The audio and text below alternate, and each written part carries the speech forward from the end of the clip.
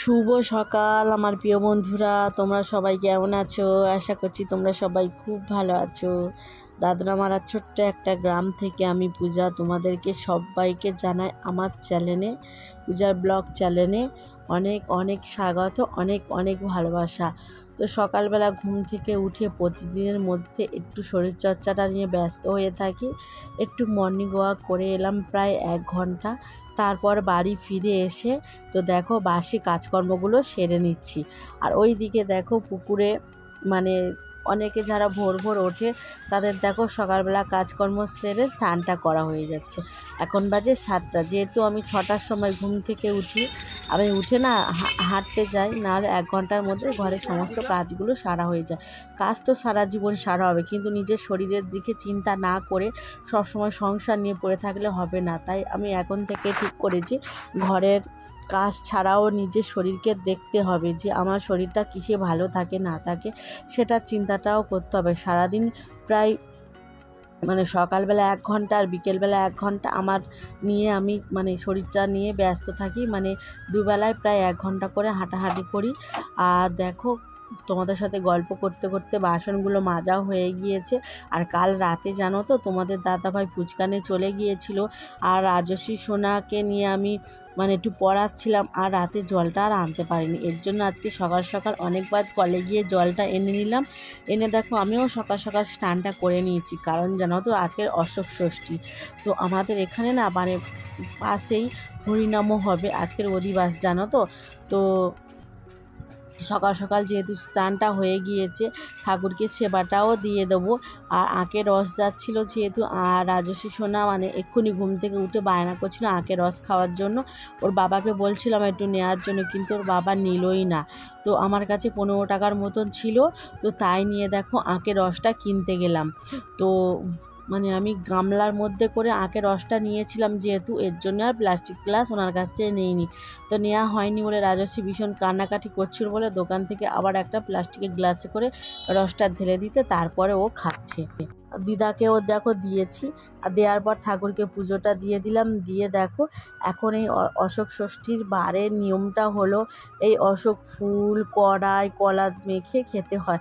তো যেহেতু আমি না আমাদের পাশের একটা মন্দিরে হয়, ঠাকুরমশাই গেলে এই কলার মধ্যে এটা মেখে দেয়, কিন্তু না আমরা প্রত্যেক বছর না ঘরেই এভাবে ঠাকুরকে সেবা দিয়ে আমরা এইভাবে কলার মধ্যে করে নিয়ে আর খেয়ে নিই। কেন বলো তো? আমি মনে করি যে ভগবানকে মনে থেকে ডাকলেই সব উনি সবসময় আমাদের পাশে আছে, আর মন থেকে ডাকলে উনি সবসময় সাড়া দেবে। আর যেহেতু কোনো মন্দিরে যাওয়ার দরকার পড়বে না, কোনো ঠাকুরমশাইয়ের কাছে যাওয়ার দরকার পড়বে না, ঘরের ঠাকুর আছে, তো সেখানেই আমি পুজো করি, আর সেখানেই ঠাকুরের ফুল দিই, জল বাতাসা যেমন আমার সামর্থ্য সেই অনুযায়ী আমি বার ব্রত এভাবে আমি পালন করে থাকি। আমি মন্দিরে যাই না, খুবই কম যাই, যেগুলো দরকার তো সেগুলো যায়। তো দেখো তারপর আমি খেয়ে নিয়ে রাজস্বীকে স্কুলে রেডি করিয়ে দিলাম, ওর বাবা ওকে দিতে যাচ্ছে। তো ও যেতেই চাইছিল না, কান্নাকাটি করছিল, অনেক বুঝিয়ে সুঝিয়ে গেলাম, পাঠিয়ে দিলাম। তো এখানে দেখো শরীরটা ভীষণ খারাপ লাগছে, কারণ আজকে এতটা রোদের চাপ, যেহেতু অ্যালবেস্টারের চাল প্রচণ্ড গরম। তো কিছুক্ষণ দোকানদারি করে নিলাম। তারপর দেখো ভাবলাম, তো সকালবেলা না আটাটা মাখিয়ে রেখেছিলাম, ভাবলাম যে আগে আমার খাবারটা করে নেবো নিরামিষ, তারপরে ওদের খাবারটা করে দেবো। কিন্তু সেটাই এক ভাবা এক কাজ, তোমাদের দাদাভাই বেরিয়ে যাওয়ার পরে তো এভাবে তো রুটি করা সম্ভব হয় না একা একা। তো আমি ভাবলাম ওদেরই রান্নাটা করে দেওয়া যাক, তারপর আমি আমার রান্নাটা পরে করব। তো দেখো তো ভাতটা আমার করে নিয়েছি, নিয়ে ফ্যানটা করাতে দিচ্ছি, আর এদিকে দেখো আমি ডিম আলুর তরকারিটা করে নিচ্ছি। তো ওদের যেহেতু নিরামিষ তরকারি করতে পারবো না, ভাবলাম 3টে ডিম, 3জন তো খাবে। আর এদিকে দেখো আমি একটা আম ছিল, তো আমটা সিদ্ধ বসিয়ে দিলাম সসপ্যানে করে, ভাবলাম আমের একটু চাটনি করা যাক। তো আম সিদ্ধটা বসিয়ে দিয়ে, আর এদিকে দেখো ভাতটা উপর দিয়েছিলাম যেহেতু, ওটা আমি দেখো তুলে নিলাম, নিয়ে দেখো ভালো করে হাত দিয়ে যেগুলো কানায় লেগে গিয়েছে সেগুলো পরিষ্কার করে দিচ্ছি। তো তারপর আমি আবার গ্যাস ট্যাস মুছে আবার আমি আমার খাবারটা করে নেব। তো দেখো এতটা অল্প করে বানিয়েছি ডিমের তরকারি। তো আবার আমার যে আলুর তরকারিটা করব আর রুটি করব, ওগুলোও ওরা খাবে।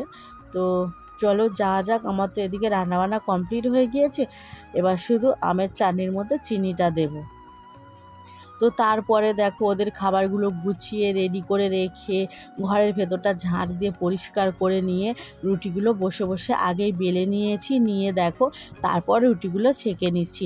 আর যেহেতু অনেকক্ষণ রুটিগুলো একসাথে সব বেলে নিয়ে মানে সেঁকতে এসছি, তো এর জন্য দেখো যে আটা দিয়ে বেলেছি, তো আটা মানে রুটির গা থেকে আটাগুলো সব মানে দুটো রুটির মধ্যে জড়িয়ে জড়িয়ে গিয়েছিলো। এভাবে একটা একটা করে ছাড়িয়ে ছাড়িয়ে নিয়ে কয়েকটা রুটি সেঁকে নিয়েছি আর 4টে মতো পরোটা সেঁকে দিচ্ছি। যেহেতু এটা আমি রাজস্বী সোনার জন্য করছি, আর ও যদি মানে বায়না করে তো ওর জন্য করে দিচ্ছি। তো দেখো পরোটাগুলো অল্প অল্প তেল দিয়ে, সর্ষের তেল দিয়ে ভেজে নিচ্ছি। আর রাজস্বী সোনা এখনও স্কুল থেকে আসেনি, তো ওর বাবা চলে গিয়েছে ওকে স্কুল থেকে আনার জন্য। আর এদিকে দেখো আমি একটু আলু তরকারি বানাচ্ছি, তো একটু শুকনো লঙ্কা ফোড়ন দিয়েছি, কালো জিরে। তো ফোড়নটা যখন দিয়েছিলাম না, কড়াটা না বেশি না, তেলটা গরম হয়ে গিয়ে ফোড়নটা কালো কালো হয়ে গিয়েছে। তো দেখো হালকা পাতলাভাবে একটা তরকারি বানিয়ে নেবো রুটি খাওয়ার জন্য। যেহেতু আমি তো একদম 20-25 দিন হয়ে গেছে সমস্ত তেল মশলা ভাজাভুজি খাওয়া একদমই ছেড়ে দিয়েছি, নিজেকে সুস্থ রাখার জন্য আমি লড়াই করছি। তো এদিকে দেখো রাজস্বী সোনা স্কুল থেকে ফিরে এসে কিভাবে ব্যাগটা ফেলে দিল দেখেছো। ও না বইয়ের ব্যাগ কিভাবে যত্ন করতে হয় ও এখনও কিন্তু শেখেনি। তো তেমন ওর মানে মাথার যে ব্রেনটা অত মানে উন্নত হয়নি, তো সমস্ত কাজকর্ম দেরি করে, সমস্ত কিছু হাঁটা চলা থেকে দেরি করে হয়েছে। তো জানি না কেন। এখানে দেখো আমার জন্য একটা টক দই আনা হয়েছিল, তো সেটাই রাজস্বী বের করলো। আর দেখলেই তো তোমরা প্লাস্টিকটা কিভাবে ছিল, দাঁত দিয়ে টেনে ছিঁড়ে দিল। আর এই আইসক্রিমটার দাম জানো, এত ছোট আইসক্রিমের দাম 20 টাকা নিয়েছে, কিন্তু ও খেতে এত ভালোবাসে এটা। দেখো প্রত্যেক দিন স্কুলে যাবে, ও 20 থেকে 30 টাকা করে খাবার খায়। তো আমাদের পক্ষে কি সম্ভব? তো মেয়েকে দেখো এত টাকা দিয়ে প্রত্যেক দিন এত টাকা মানে খাবার খাবে।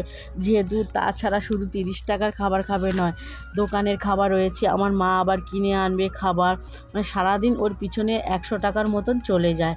তো আবার আছে সংসার খরচ, তো এগুলো সমস্ত কিছু সামলাতে হয়। ওর বাবা মাঝে মাঝে এগুলো দিতেই চায় না, তো আমি যে টুকটাক 2-1 পয়সা মানে হাত খরচার জন্য রাখি, সেইগুলো ওর পিছনে আমার চলে যায়। এদিকে দেখো কোনো একটা ব্যাপার নিয়ে রাজস্বী ভীষণ হাসাহাসি করছিল, মজা করছিল। তো ওদেরকে অনেকবার বললাম যে খাওয়ার জন্য, কেউ খেলো না বলে আমি দেখো খেয়ে নিলাম। আর যেহেতু আজকে রাজস্বীকে আমি বলেছি তুমি নিজের হাতে খাও, আমি সবজিতে হাত দেবো না, যেহেতু আমি খাচ্ছিলাম। তো ওকে দেখো পরোটা দিয়েছি, আলু তরকারি দিয়েছি, আর ওর এই যে ভাত কুমড়ো আলু সয়াবিন দিয়ে তরকারি আর ডালটা দিয়েছিল স্কুল থেকে। তো তারপর আজকের জানো তো ওর নাচের ক্লাস ছিল, ও নিয়ে গিয়েছিলাম। তো একটু মার্কেট গিয়েছিলাম, সেখানে গিয়ে দেখো এই ডিম কেকটা নিয়েছে, দাম নিয়েছে 50 টাকা। তো কিনে দিতে বাধ্য হলাম। তো আজ তবে আসি, পরবর্তীকাল তোমাদের সঙ্গে দেখা হবে। Good night, tata, bye bye.